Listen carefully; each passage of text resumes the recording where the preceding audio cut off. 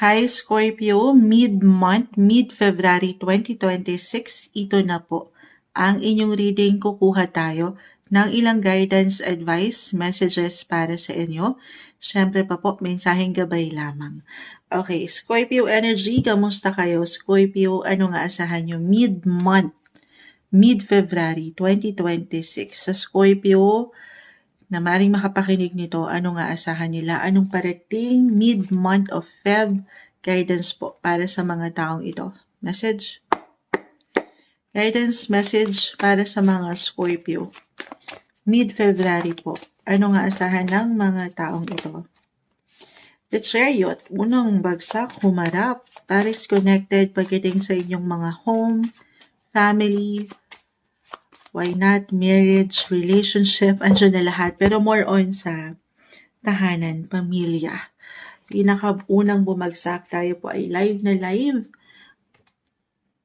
Okay.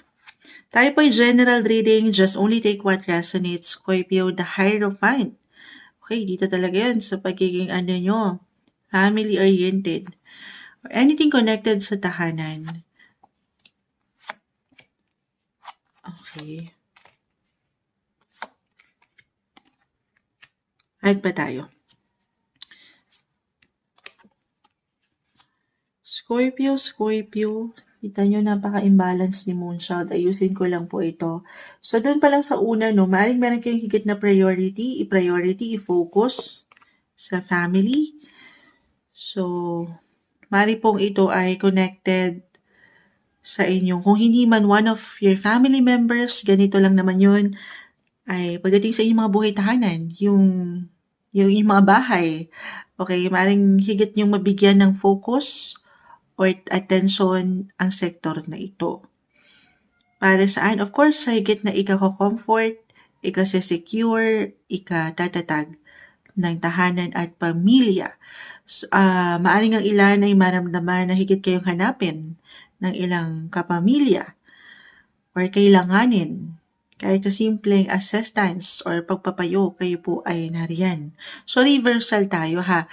Pwedeng kayo ang higit na mga ilangan or kayo ang kailanganin. Yun lang naman ito. Okay? So, maaaring merong ilang changes. Yes. May ilang movement. Meron bang magmo-move? Merong ilang plano kung nakikita. May pagbabago, yes. But this is something naman na mapanghawakan nyo. Yung pagbabago, yes, it could be unexpected po. So, para sa ilan ha, general reading tayo. I mean, wala naman talaga tayong control sa kung anong pwedeng ihain sa atin ng universe. Pero meron kayong control. Nakikita ko dito yung kakayanan nyo, paano nyo ito i-handle. Kayang-kaya nyo na to ha. Malaki na kayo. Ayan, malaki na. Hindi, kayang-kaya nyo. Walang ihahain sa inyong universe na hindi nyo pangahawakan. Okay, yung panghihinaan ng kalooban. If ever, this is something merong may hugot. Okay. Hindi kailangan katakutan or laliman, ano pa man. I feel yung attention talaga. Actually, parang ang dami nyo na iniisip eh. Parang sa trabaho, occupied na kayo eh. Parang ang dami ng kailangan harapin na obligations, responsibilities. Tapos, meron lang pag-angat ng higit na energy sa ilang kailangan yung harapin sa family. Okay. Halimbawa, kasi ito yun, no? Ano yun? Yung mga kailangan yung kumpunihin dyan, ayusin, ibalanse. Pagdating sa physical home, kung meron kailangan bilhin na bago, pagbabago ba? May paglilipat ba ng bahay? Or merong maglilipat? Para saan? Aking ulitin sa higit na ikatatatag. Or pagdating sa isang miyembro ng pamilya, it could be someone older sa family or young ones. Dalawa lang yan. Higit na kakailanganin ng assistance nyo or tulong this mid-Feb. Okay, mid-Feb tayo guys. Pero, paangatin ng boses kasi ang ilan, again, reversal, especially someone nakatatanda. It could be a parents, your guardians, the Hierophant. Di ba kapag mga ano na, yan, mga nanay natin, tatay natin, lola, lolo, merong tendency na alam nila, for some of you, ang dami nang nakahain sa'yo, trabaho, busy ka masyado, baka hindi napapaangat yung boses. Baka hindi sila magsabi kung ano yung kailangan or anong nararamdaman. So, check in with your loved ones. Magtanong. Ikaw na tong magpaangat ng boses. Kamustahin mo rin sila. Baka ganito lang to. Baka nami-miss ka nila. Ayan 20% na lang, live na live tayo. Flowbat na. Laban natin to, tayo po ay live. Pero, yung ganong energy.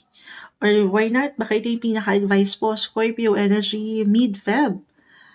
To recharge your energy. Pahinga rin. Pag may time, spend more quality time kasama ang mga taong mahal mo.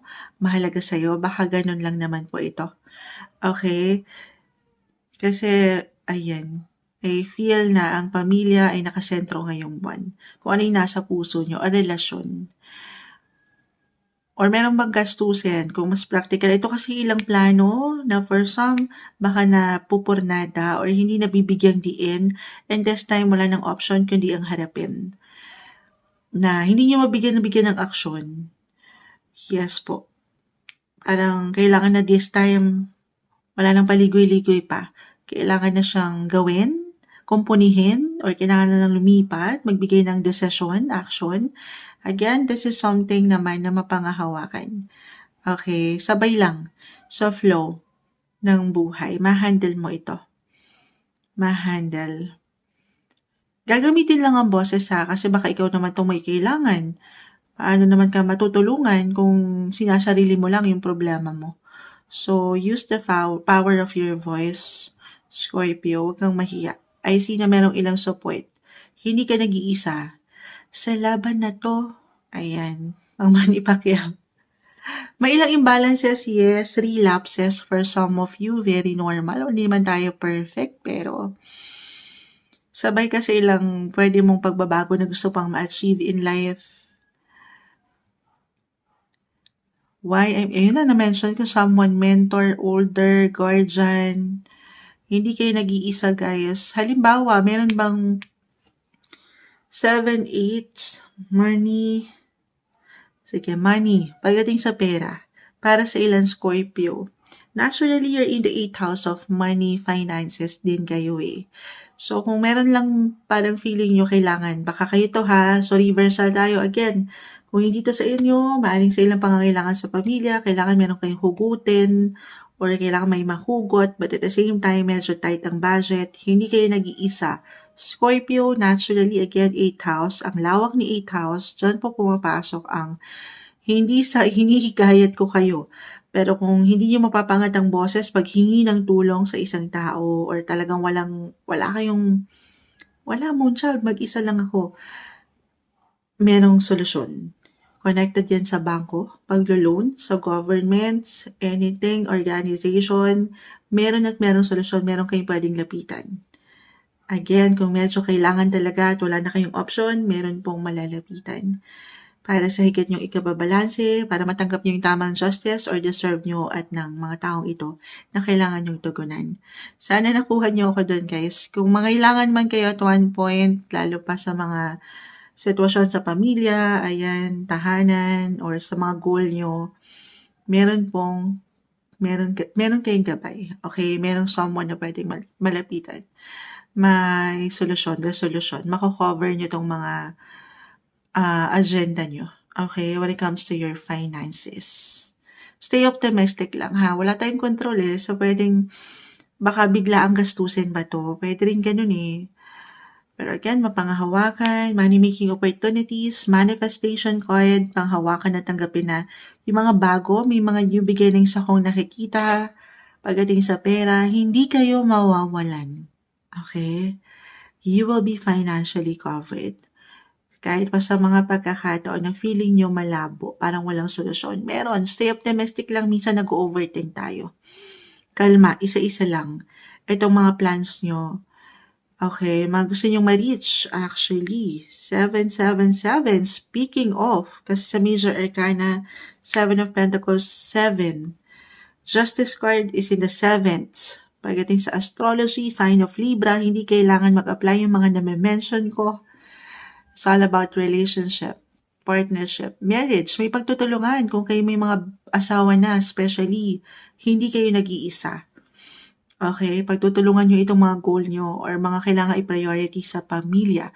Or meron kang pwedeng malapitan ng asawa, kapareha, kung talagang mangailangan. Or ikaw ang malalapitan kasi ikaw ang nandyan. Sabi ko nga, reversal tayo. Speaking of relationship, andito na rin naman tayo, no?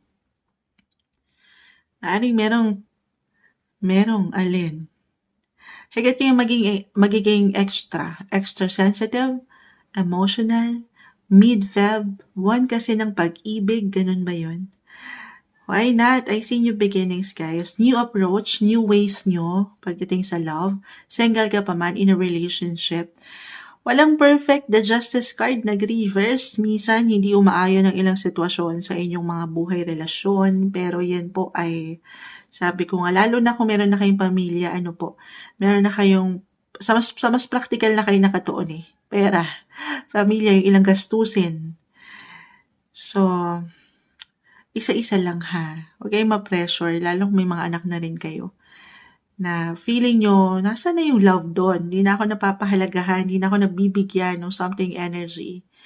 Again, siguro kasi nga nadadala tayo sa agos ng buhay.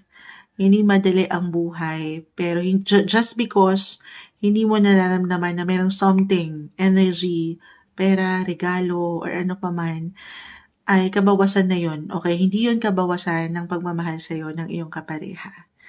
Stay content, content, happy. Kung ano yun ngayon, yun naman yung mahalaga. Ay siya dito naman, yung pagiging faithful sa isa't isa. Or ito na yung pinaka-advice. Kung meron kayong tension sa relasyon, Scorpio, pag-uusapan ito. Ay sino merong chance. Kung pagtutulungan, higit yung bibigyang diin yung importansya ng pag-ibig.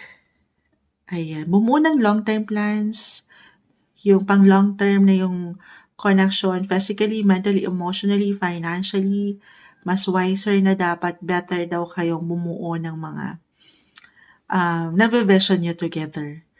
Single, paano naman kaming single? Ayan na, manifestation, baka meron na kayong ma-manifest. Someone new. New beginnings, guys. It could be a new love interest, new friendship, new connection. Ang daming bago kung magiging bukas lang naman kayo at handa na kayo dito. Single Scorpio, meron. Okay, pero syempre sisimulan ito unti-unti sa pakikipag-usap, pakikipagkilala. Kung handa lang naman, willing to mingle, meron. Connect with your friends, socialize. Yes, iba-iba tayo sa pagiging handa. Kung hindi pa ready, huwag niyong ipilit. Okay? Kalmahan. Focus na lang muna sa mas praktikal or kung saan kayo may iwanan ng patuloy na growth sa buhay. Ayan, ang umaangat. Alam ko may hugot pa. Mid-February tayo. Feb 2026. Para sa inyo, mensaheng gabay lamang po, Scorpio.